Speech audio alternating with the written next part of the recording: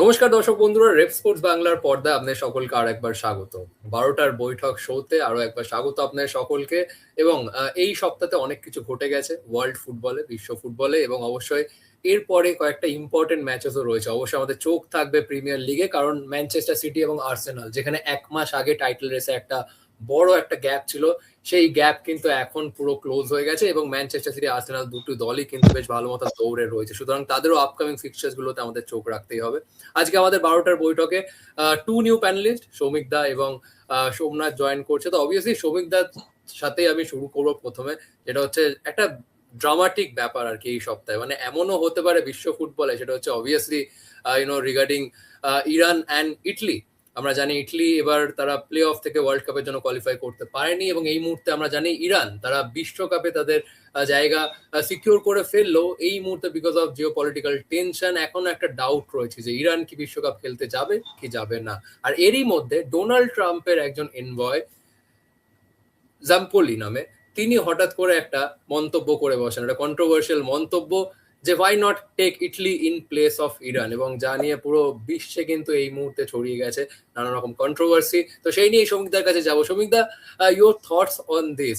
মানে এবং এটা 4 বছর আগেও তিনি একই ব্যক্তি এই একই রকম তিনি কমেন্ট করেছিলেন। এটাকে আমি বলবো এক কথায় ক্লাউনারি। এবং Italy, Italian press, Italian government, Italian media সবাই এটাকে ক্লাউনারি হিসেবেই দেখছে। তার কারণ হচ্ছে যে গত সপ্তাহে জিয়ানি ইনফ্যান্টিনো প্রথমতই মানে টাং ইন চেক আমি এই ওয়ার্ল্ড কাপটাকে বলছি জিও পলিটিক্স ওয়ার্ল্ড কাপ। যদি লিড আপটাকে দেখা যায়, জিয়ানি ইনফ্যান্টিনো হোয়াইট হাউসে যাচ্ছে, ডোনাল্ড ট্রাম্পকে পিস প্রাইজ দিচ্ছে, ফিফা এটা জিও পলিটিক্স ওয়ার্ল্ড কাপ। তো সেই জিও পলিটিক্স ওয়ার্ল্ড কাপে আর একটা লেয়ার, এটা হাস্যকর। হাস্যকর তার কারণ হচ্ছে যে, এবং ইটালির মানে ইটালিতেই এর যে রিয়াকশনটা, এটা মানে এই জাম্পাওলিকে মানে হি হ্যাজ বিন রিডিকিউলড। তার কারণ হচ্ছে ফার্স্ট ওয়ার্ল্ড কালচার, তো ওরা ব্যাকডোর এন্ট্রি পছন্দ করে না।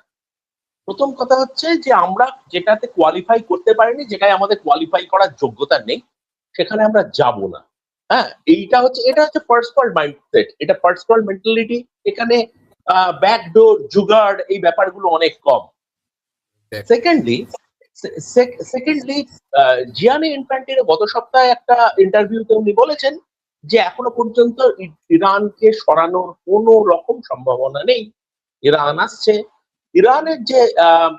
ইরানের এক মিনিস্টার, স্পোর্টস মিনিস্টার বা অন্য একটা, ওখানে ইরানে জমায়েত হয়েছিল কিছুদিন আগে, তাতে উনি বলেছেন যে আমরা এখনো পর্যন্ত তৈরি করছি, but at the end of the day আমাদের সুপ্রিম লিডার যা বলবেন আমরা তাই করব। ইরানও আমেরিকাতে যাবে কিনা। এখন আমরা জানি ইরান এবং আমেরিকা দুজনের মধ্যে একটা যুদ্ধ চলছে, যেটা সাময়িক একটা সিজ ফায়ার হয়েছে, একটা আনইজি একটা সিজ ফায়ার। কদিন সেটা থাকবে, কতদিন এই সিজ ফায়ারটা কন্টিনিউ করবে আমরা জানি না। আর একটা রাউন্ড অফ টকস হওয়ার কথা আছে পাকিস্তানে, দেখা যাক কি হয়। তবে এখনো পর্যন্ত যা দাঁড়াচ্ছে, জাম্পাওলের যেটা, এটাও প্রথমতই বললাম যে ক্লাউনারি। ওনার কমেন্টটাকে আমি ডেসক্রাইব করবো ক্লাউনারি হিসেবে। এবং এখনো পর্যন্ত দাঁড়াচ্ছে এরকম কোনো সম্ভাবনাই নেই যে ইতালি ইরানকে রিপ্লেস করবে। একেবারেই তাই। এবং আমরা এটাও জানি যে পলিটিক্যাল রিলেশনশিপ খুব একটা ভালো নয় ইটলি এবং ইউএস এর সাথে, সেটাও একটা জোড়া লাগানোর চেষ্টার কারণে এই একটা কমেন্ট করে অবশ্যই, অবশ্যই খুব। এবং এই যে রিসেন্টলি ডোনাল্ড ট্রাম্প পোপকে নিয়ে যে কমেন্ট করেছেন এবং তার সোশ্যাল মিডিয়ায় পোস্ট, তারপরে হ্যাঁ, ইটালির প্রাইম মিনিস্টার মেলোনির সঙ্গে ট্রাম্পের সম্পর্কটা স্ট্রেন্ড হয়েছে, এবং সেটা একটা পলিটিক্যাল ওভারটিউর বলা যায়, যে এটাকে জোড়া লাগানোর জন্য ওই ফুটবল ডিপ্লোম্যাসি দিয়ে, কিন্তু ইটালিয়ানসরাই এটাকে ডিসমিস করে দিচ্ছে। একেবারেই তাই। এবং ধরুন ইন দ্য ওয়ার্স্ট সিনারিও যদি ইরান খেলতে না যায়, কারণ সৌমিতা যেটা বললো, obviously they will wait for their supreme leader's decision, এবং সেই ক্ষেত্রে এএফসিও কিন্তু ছেড়ে দেবে না। এএফসি উইল অলসো প্রোটেস্ট যে why you don't take team from AFC, কারণ অবভিয়াসলি ইউএই অলসো কিন্তু তারা কন্টেন্ডার রয়েছে। যদি বাই এনি চান্স যদি ইরান খেলতে নাই যায় শেষ মুহূর্তে, তাহলে UAE also stand a chance to play in the world cup. But obviously ফিফার কাছেও কিন্তু এরকম নিয়ম রয়েছে যে তাদের ইচ্ছা মতন যে কোনো একটা দলকে তারা নিতে পারবে, অ্যাট দ্য সেম টাইম এএফসিও কিন্তু সহজে ছেড়ে দেবে না। সো অবভিয়াসলি আপকামিং ফিউ উইকসে নিশ্চয়ই কোনো বড় ডেভেলপমেন্ট আসতে পারে এই নিয়ে। আবার নেক্সট অবভিয়াসলি চেলসি স্যাক্ট রোজেনিয়ার, এবং যাকে অবশ্যই চেলসি অ্যাপয়েন্ট করেছিল 5.5 বছরের কন্ট্রাক্টে, মাত্র 4 মাস বাদেই তাকে স্যাক করা হলো। লিয়াম রোজেনিয়ার আমরা জানি স্ট্রাসবার্গ হচ্ছে চেলসিরই একটা উইং, সেখান থেকে তাকে আনা হয় চেলসির দায়িত্ব নেওয়ার জন্য এনজো মারেস্কা যখন he parted his ways with Chelsea. Somnath, your thoughts, what went wrong for Chelsea and Rosenior? না মানে এখন ওয়ার্ল্ড ফুটবলে চেলসি মানে one of the interesting clubs. অবশ্যই লিয়াম রোজেনিয়ারের এই স্যাকিংটার পরে কথা তো উঠছেই। একটা দীর্ঘ কন্ট্রাক্ট দেওয়া হয়েছিল এবং আমরা দেখেছি এটা চেলসির স্টাইলে যে তারা কিন্তু ইয়াং প্লেয়ার্সদের উপরে, ইভেন ইয়াং কোচেসদের উপরেও ট্রাস্ট করছে। কিন্তু 6 বছর একটা কন্ট্রাক্ট দেওয়ার পরও কিন্তু মাত্র 106 দিনের মাথায় স্যাকিং। যদিও চেলসির যদি পারফরমেন্সটার কথা বলি সেটা কিন্তু জাস্টিফাই করছে এই স্যাকিংটা, বাট স্টিল আমরা কিন্তু চেলসি থেকে এরকম ইন্টারেস্টিং স্যাকিংস দেখেছি। তুমি 2021-এর সেই ইউএফএ চ্যাম্পিয়ন্স লিগ জেতার পরে টমাস টুচেলকে স্যাক করে দেওয়ার বলো, বা তুমি কোথাও না কোথাও বলতে পারো যে এনজো মারেস্কাকে স্যাক করে দেওয়ার বা একটা ঘটনা। অবশ্যই চেলসি কিন্তু ইন্টারেস্টিং একটা ক্লাব এবং পাশাপাশি যেই পারফরমেন্সটা তারা এখন করছে সেটা কিন্তু অনেকটা ডাউটফুল, অনেকটা পিছিয়ে যাচ্ছে এবং পরের বছরে চ্যাম্পিয়ন্স লিগ স্পট তারা পাবে। চ্যাম্পিয়ন্স লিগ তো অনেক দূরের কথা, ইভেন কনফারেন্স লিগের স্পট তারা পাবে কিনা সেটাও কিন্তু এখন একটা ডাউটে চলে যাচ্ছে। এস্তেভাওয়ের একটা বড় ইনজুরি হয়েছে শেষ গেমে এবং সেখান থেকে চেলসি কেন ব্রাজিলেরও একটা সমস্যা তৈরি হচ্ছে এবং things are not looking good for Chelsea right now. এবং পাশাপাশি যদি কথা বলতে হয় তাদের রাইভালস তুমি দেখে নাও, বাকি ইংলিশ ক্লাবস তারাও কিন্তু বেশ অনেকটা এগিয়ে আছে এবং যেই পারফরমেন্সটা চেলসি দিয়ে আসছে এই লাস্ট কিছু ম্যাচে, যে ব্রাইটনের বিরুদ্ধে যেই হারটা চেলসি হেরেছে সেটা কিন্তু মানে খুবই বাজে ফুটবল আমরা অবশ্যই দেখতে পেরেছি। বাকি ম্যান সিটির কাছে হার পর ধারাবাহিকভাবে এবং লাস্ট কয়েকটা ম্যাচে যে তারা একটাও গোল করতে পারেনি সেটাও কিন্তু একটা শোচনীয় বিষয় এবং বড় মার্জিনে হার, গোল না করতে পারা, এটা কিন্তু চেলসির মতো একটা ক্লাবকে দেখায় না। এবং যদি চেলসিকে আপনারা দেখেন বেশ, এই যেটা বলছিলাম প্রথমে যে ইন্টারেস্টিং ক্লাব, কখনো কখনো তারা মেজর টাইটেলস জিতে যায় হঠাৎ করে। মানে এই দশকেই দেখুন না 2021-এ ইউএফএ চ্যাম্পিয়ন্স লিগ, আগের বছর ক্লাব ওয়ার্ল্ড কাপ। তো এরকম UEFA একটা টিম কনফারেন্স হঠাৎ লিগ, করে তাদের হ্যাঁ, হ্যাঁ, একদম, UEFA একদম। কনফারেন্স একদম। একদম ইউএফএ কনফারেন্স লিগ। তো এরকম করে কিন্তু মেজর টাইটেল জিতে যায়, বাট স্টিল কনসিস্টেন্সি এমন একটা জিনিস যেটা কিন্তু চেলসির মধ্যে দেখা যায় না।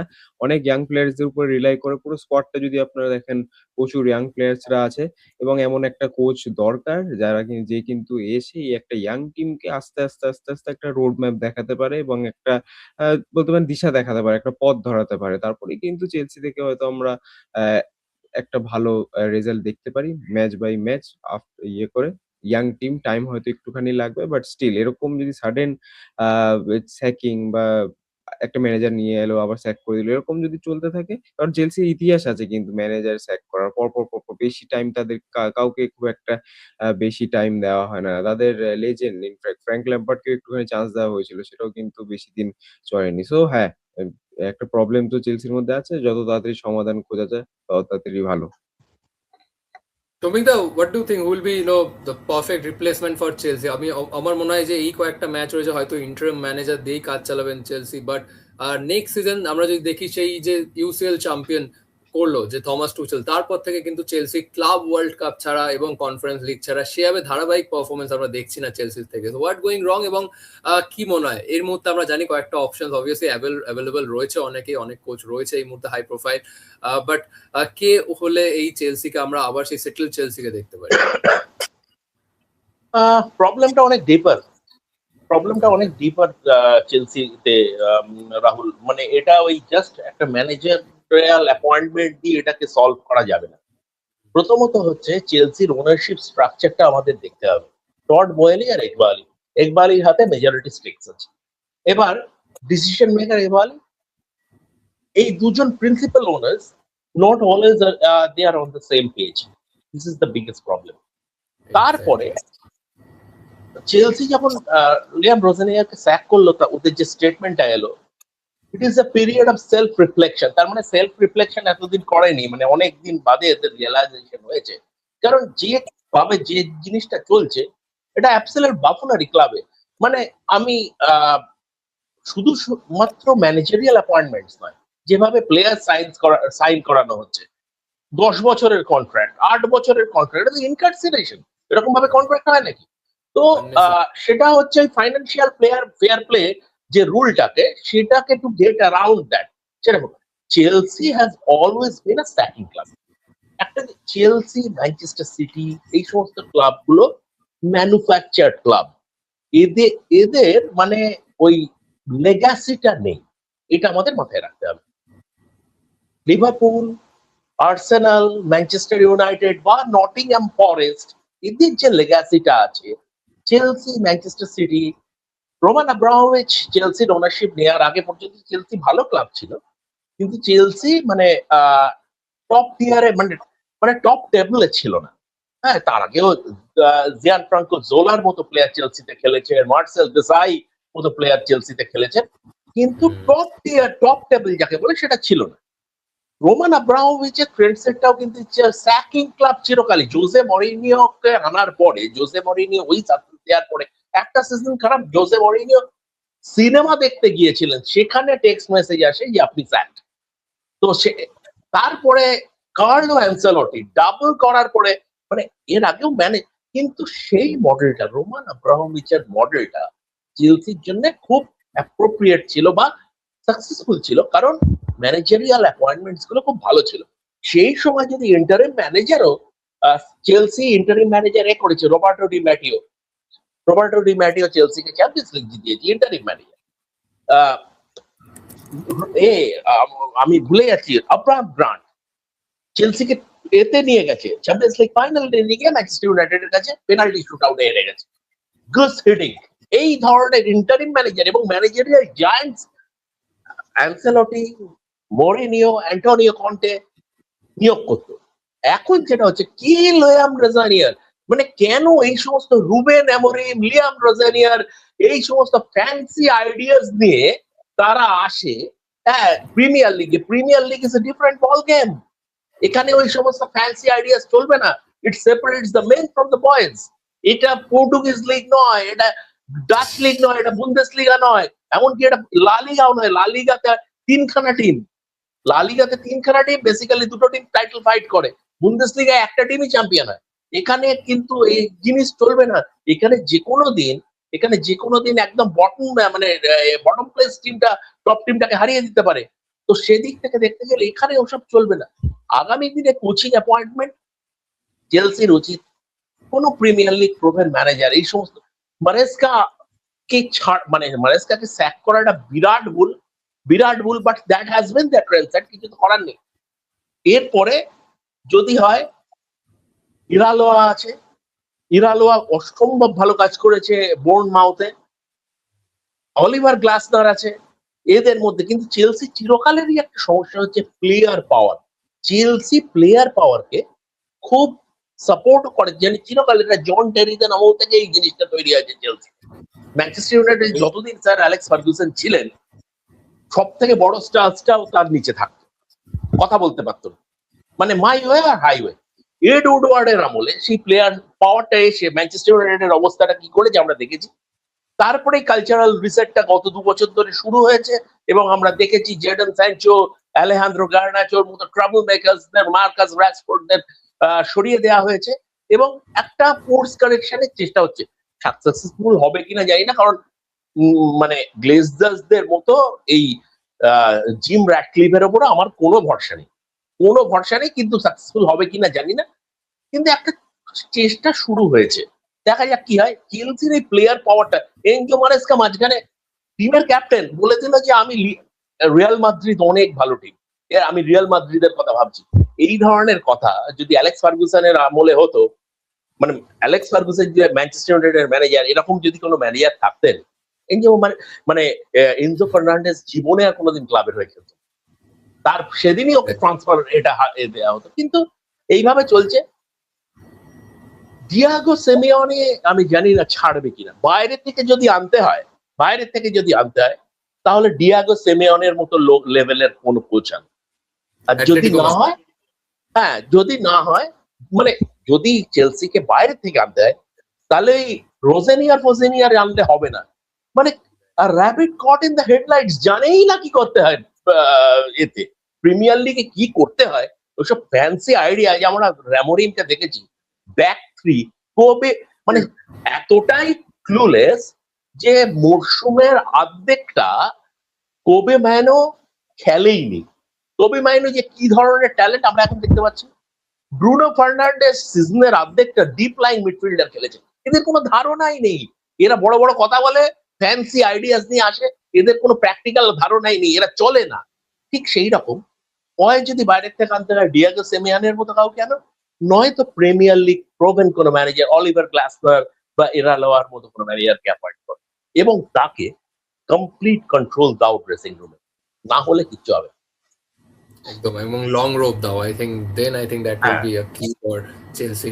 সোমনাথ, আমরা প্রিমিয়ার লিগেই থাকবো। আর্সেনাল এবং ম্যানচেস্টার সিটি এই মুহূর্তে এই লিগ টাইটেলের দৌড়টা কিন্তু বেশ জমে উঠেছে। আজকে রাতে রয়েছে আর্সেনালের ম্যাচ নিউ ক্যাসলের বিরুদ্ধে, এবং ম্যানচেস্টার সিটির ম্যাচ রয়েছে, but not premier league but FA cup semifinal. Manchester City will busy the FA cup semifinal against Southampton. But Arsenal যেভাবে তারা মোমেন্টামটা হারিয়েছে শেষ 6 ম্যাচে, আমরা যদি দেখি কি মনে হয় এই মুহূর্তে প্রিমিয়ার লিগ থেকে কি মনে হচ্ছে? আর্সেনাল কি আবার সেই মোমেন্টামটা ফেরত পাবে, নাকি ম্যানচেস্টার সিটি যারা একবারে সঠিক সময় পিক করেছে তারা আবার আর্সেনাল থেকে ছিনিয়ে নিয়ে চলে যাবে বলে মনে হচ্ছে টাইটেলটা?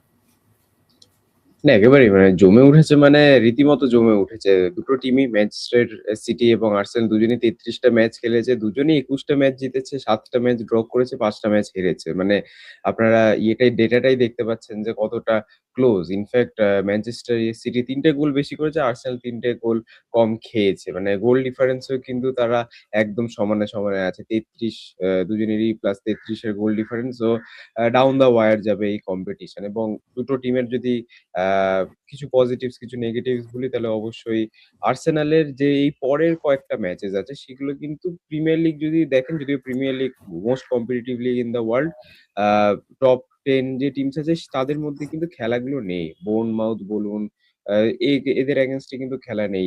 বার্নলির এগেইনস্ট এ খেলা আছে, তারপর নিউক্যাসল এগেইনস্ট এ খেলা আছে, ক্রিস্টাল প্যালেসের এগেইনস্ট এ খেলা আছে, আর্সেনালের যে লাস্ট ৫ টা গেমস আছে সেইগুলো। সো এটা একটা ডেফিনিটলি অ্যাডভান্টেজ। মোমেন্টাম লুজ করেছে আর্সেনাল, এটা ঠিকই। কিন্তু আর্সেনালের যেই টিম আছে বা যা পারফরম্যান্স তারা করেছে এই সিজন, আমার মনে হয় যে এখনো মানে সময় আছে অবশ্যই আর্সেনালের কাছে। কিন্তু তুমি যদি ম্যান সিটির দিকে তাকাও, তাদের কিন্তু কয়েকটা টাফ ম্যাচেস এখনো বাকি আছে এই প্রিমিয়ার লিগে। তুমি ব্রেন্টফোর্ড বলতে পারো, বোর্নমাউথ বলতে পারো। সেখানে কিন্তু আমরা এভারটন, দেখছি যে কারণ এভারটনও টপ 5 এভারটনের এর জন্য বিরুদ্ধে ফাইট ম্যাচ আছে। করবে।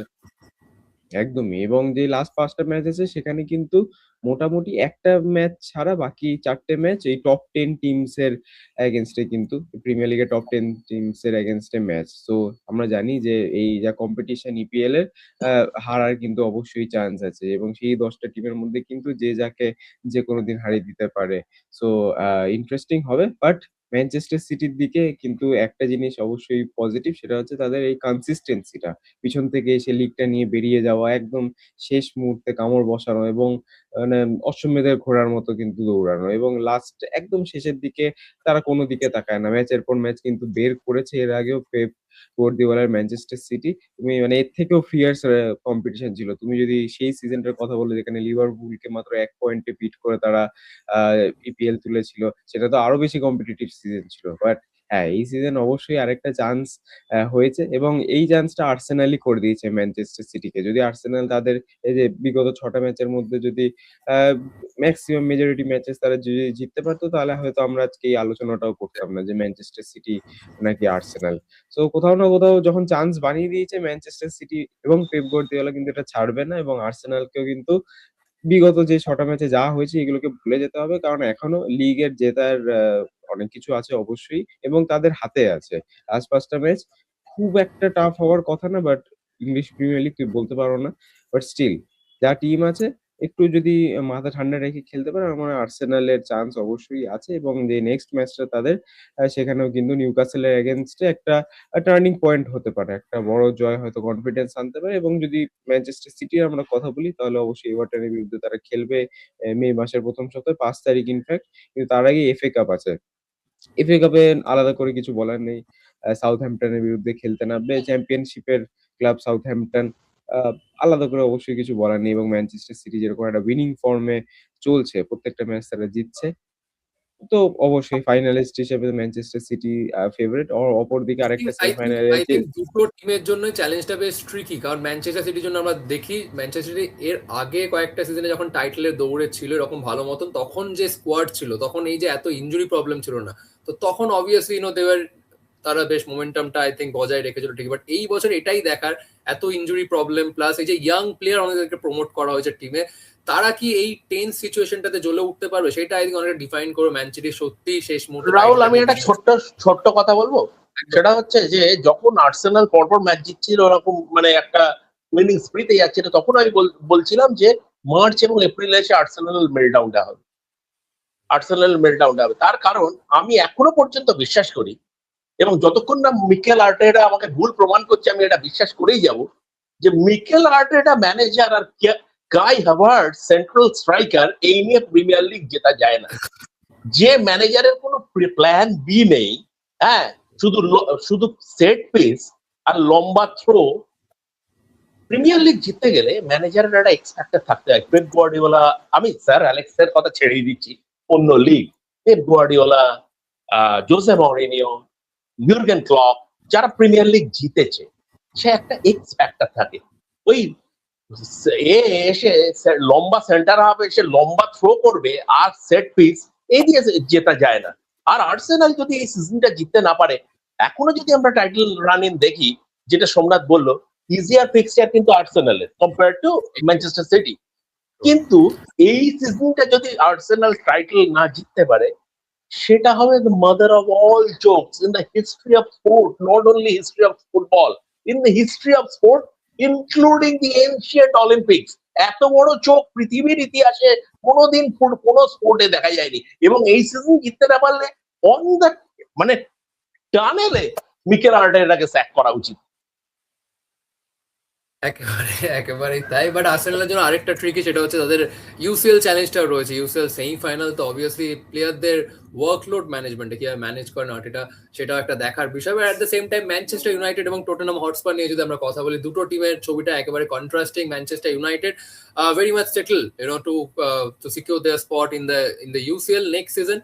আমার মনে হয় না আর শেষ মুহূর্তে কোনো বড় অঘটন আমরা ঘটতে দেখবো ম্যানচেস্টার ইউনাইটেড ওল্ড ট্রাফোর্ডে। আমরা ইউসিএল অ্যানথেম শেষ ম্যাচ আমরা হয়তো বাজবে, I think very much secured next season.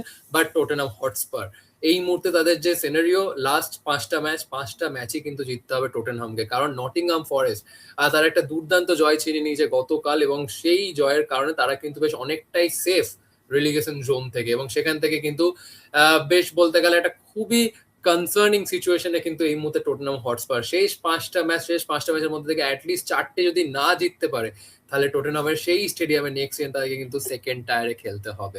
But এই সব কিছুকে কিন্তু ছাপিয়ে গেছে লিস্টার সিটি এফসি। 10 বছর আগে যেই লিস্টার পুরো বিশ্বকে কিন্তু চমক দিয়ে তারা প্রিমিয়ার লিগ জিতেছিল, চেলসি, ম্যানচেস্টার সিটি এদের মতো জায়ান্টদেরকে ছাপিয়ে গিয়ে, সেই লিস্টারের ডাউনফল, তাদেরকে আমরা নেক্সট সিজন থার্ড টায়ারে খেলতে দেখবো। আমরা জানি বাংলাদেশের যে প্লেয়ার হামজা চৌধুরী, যিনি এই লিস্টার টিমের captain, one of the captain, তিনি বলেছেন যে তিনি এই দলের সাথে থাকতে চান, তিনি দলকে সাহায্য করতে চান, নেক্সট সিজনে আবার সেকেন্ড টায়ারে ফিরিয়ে আনতে চান।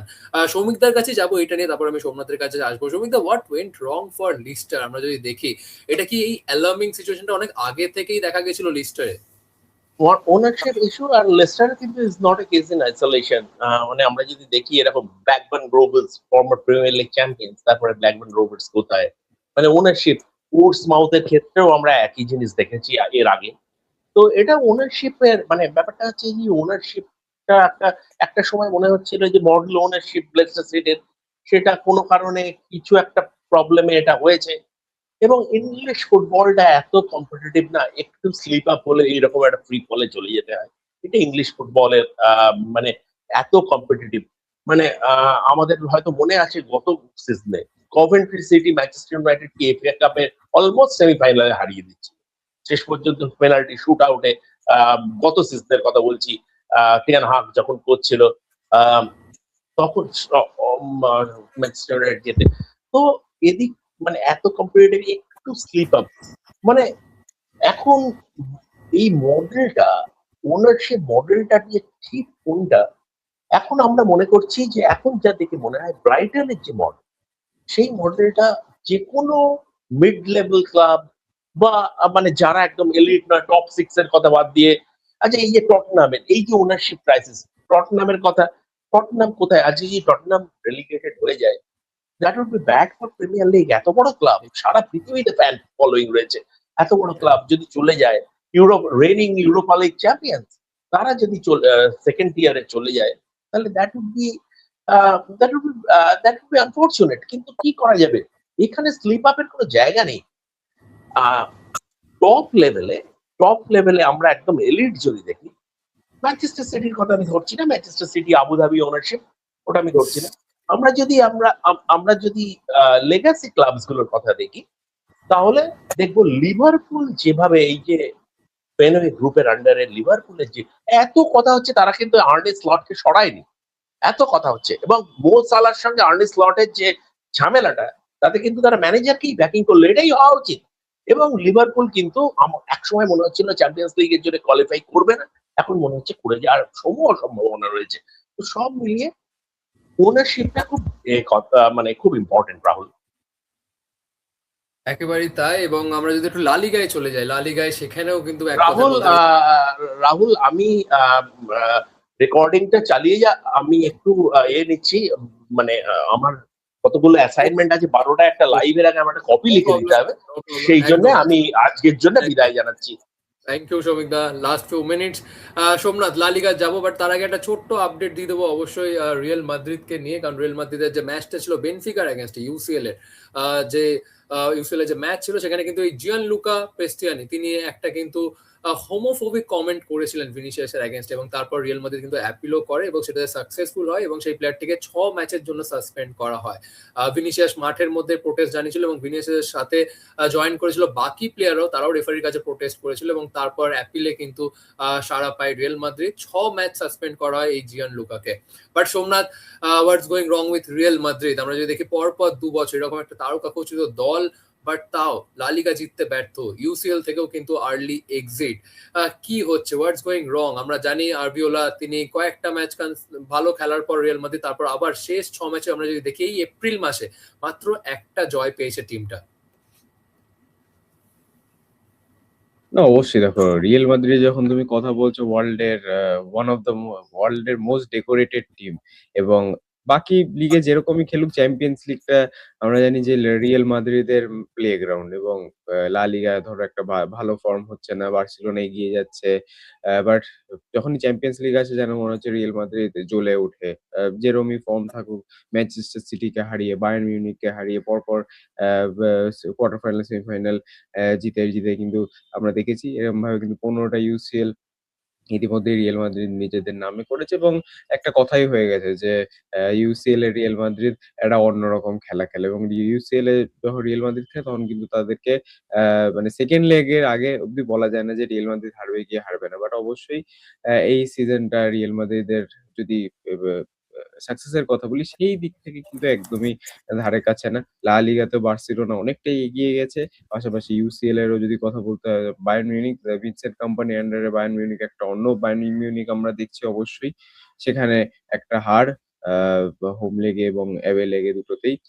এবং প্রশ্ন তো অবশ্যই উঠবে, এবং রিয়াল মাদ্রিদের মতো টিম যেখানে প্লেয়ার্স অবশ্যই আছে প্রত্যেকটা পজিশনে, বাট সাম চেঞ্জেস তো অবশ্যই নিতে হবে। কারণ এক হচ্ছে ম্যানেজারের, অনেকেই কিন্তু এই ড্রেসিং রুম সিচুয়েশন এর উপরে একটু নজর রাখবেন। কারণ ম্যানেজারের দিক থেকে কিন্তু রিয়াল মাদ্রিদের মতো টিমকে সামলানোর দায়িত্বটা এখন যার ঘাড়ে আছে, সেইটাই কি তিনি ভালোভাবে করতে পারছেন? অবশ্যই প্লেইং স্টাইল এর দিকে যাচ্ছি না, যে কিরকম ভাবে খেলছে রিয়াল মাদ্রিদ সেই দিকে না গিয়েও কিন্তু এই যে ম্যানেজমেন্ট, আমরা যে বারবার বলে থাকি রিয়াল মাদ্রিদের মতো টিম, কিলিয়ান এমবাপের মতো বড় বড় প্লেয়ার্স, সেখানে কিন্তু সেরকমই একটা ম্যানেজার লাগে। এবং ফ্যান্সদের পার্সপেক্টিভ এর কথা যদি বলতে হয়, বা সোশ্যাল মিডিয়াতে এখন যা চলছে যে সবাই একজনকে চাইছে হোসে মরিনো এই রিয়াল মাদ্রিদের টিমে, সেটা কতটা সম্ভব এটা তো অবশ্যই সময়ই ইভেন বলবে। ইভেন বাট এমবাপে স্টিল, একটা স্টোরিও লাইক করেছে, একটা নিউজ স্টোরি লাইক করেছে এমবাপে অফ জোসে হ্যাঁ, মরিনো। হ্যাঁ, একদমই। তো এটাই দেখা যাক কি হয়। বাট হ্যাঁ, স্টিল হ্যাঁ, মানে হোসে মরিনোকে নিয়ে তো কোনো ডাউটই নেই। One of the best managers in this planet. কিন্তু খেলার দিক থেকে অবশ্যই অনেকেরই দ্বিমত থাকবে প্লেইং স্টাইল নিয়ে। তো সেটা থাকবেই, সেটা কিছু করার নেই। কিন্তু হ্যাঁ, রিয়াল মাদ্রিদের জোসে মourinho এটা ১ম বারের মতো না। যদি হয় আরেকবার খুব একটা খারাপ অবশ্যই হবে না। বাট স্টিল তিনি কিভাবে ম্যানেজ করেন এই কিলিয়ান এমবাপ্পেকে। তিনি কিন্তু সেই রোনাল্ডোকে পিক ক্রিস্টিয়ানো রোনাল্ডোকে ম্যানেজ করেছিলেন। এইভাবে এই সময়ে কিভাবে ম্যানেজ করবেন তিনি কিলিয়ান এমবাপ্পে এবং বাকি স্টার প্লেয়ার্সদের, এটা কিন্তু দেখার বিষয় হবে। বাট স্টিল এই সিজনটা ফর রিয়াল মাদ্রিদ একটা ভুলে যাওয়ার সিজন। যদিও লা লিগার রেস এখনো চলছে ঠিকই, বাট বার্সেলোনা বেশ অনেকটা এগিয়ে গেছে। বার্সেলোনার কয়েকটা ইনজুরিও এসছে, ইম্পোর্টেন্ট কিছু ইনজুরি, যেরকম লামিন ইয়ামালের ইনজুরি বলুন, রাফিনিয়া ফিরবে করছে ইনজুরি থেকে। তো এখানে যদি রিয়াল মাদ্রিদ একটা চান্স পায় খুবই ভালো কথা। But most unlikely Barcelona will drop points, যে তারা যেরকম ফর্মে এখন আছে। লা লিগা হলো না, কোপা ডেল রে হলো না। সেখান থেকে আমরা যদি কথা বলি, ইউএফএ চ্যাম্পিয়ন্স লিগ হলো না। একটা trophyless season for Real Madrid is no joke. এখন আমরা অবশ্যই কিন্তু পরের মরশুমে দেখতে পারি রিয়াল মাদ্রিদের যে ম্যানেজমেন্ট বা তিনি সেই বাট হ্যাঁ, রিয়াল মাদ্রিদকে কিন্তু আমরা চেঞ্জেস আনতে দেখতে পারি এবং ১ম চেঞ্জটাই আমার মনে হয় যে কোচিং স্টাফেরই চেঞ্জটা হবে, হেড কোচের চেঞ্জ। একেবারেই তাই। রিয়াল মাদ্রিদ হয়তো এবার ট্রফিলেস সিজন শেষ করবে। রিয়াল মাদ্রিদ নো লা লিগা, নো ইউসিএল, এরকম একটা তারকাখচিত দল নিয়ে বেশ কনসার্নিং। নেক্সট সিজন কি হবে, অবভিয়াসলি যেটা সোমনাথ বললো, সব থেকে যেটা বড় চেঞ্জ আমরা এক্সপেক্ট করতে পারি সেটা অবভিয়াসলি ম্যানেজারিয়াল রোলে। But in premier league race একেবারে জমে গেছে। আজকে নজর থাকবে আর্সেনাল বনাম নিউ ক্যাসল ম্যাচে এবং অবশ্যই এফএ কাপ সেমিফাইনালে সিটি কিরকম ফর্মে থাকে।